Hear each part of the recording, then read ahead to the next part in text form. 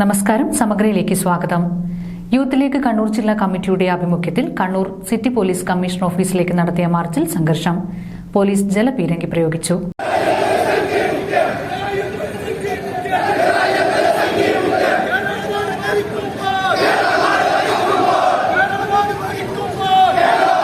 Mafia സംഘങ്ങളുടെ കൂടാരമായി മാറിയ കേരളത്തിന്റെ ആഭ്യന്തര വകുപ്പ് കൈകാര്യം ചെയ്യുന്ന പിണറായി വിജയൻ രാജിവെക്കണമെന്നാവശ്യപ്പെട്ട് യൂത്ത് ലീഗ് കണ്ണൂർ ജില്ലാ കമ്മിറ്റിയുടെ ആഭിമുഖ്യത്തിൽ സിറ്റി പോലീസ് കമ്മീഷണർ ഓഫീസിലേക്ക് നടത്തിയ മാർച്ചിൽ പ്രവർത്തകർക്ക് നേരെ ജലപീരങ്കി ഉപയോഗിച്ചു. രാവിലെ 11 മണിയോടെ ടൗൺ പോലീസ് സ്റ്റേഷന് സമീപമെത്തിയ പ്രവർത്തകർ ബാരിക്കേഡ് മറികടക്കാൻ ശ്രമിച്ചതോടെയാണ് പോലീസ് ജലപീരങ്കി ഉപയോഗിച്ചത്. 3 തവണ പോലീസ് പ്രവർത്തകർക്ക് നേരെ ജലപീരങ്കി ഉപയോഗിച്ചു.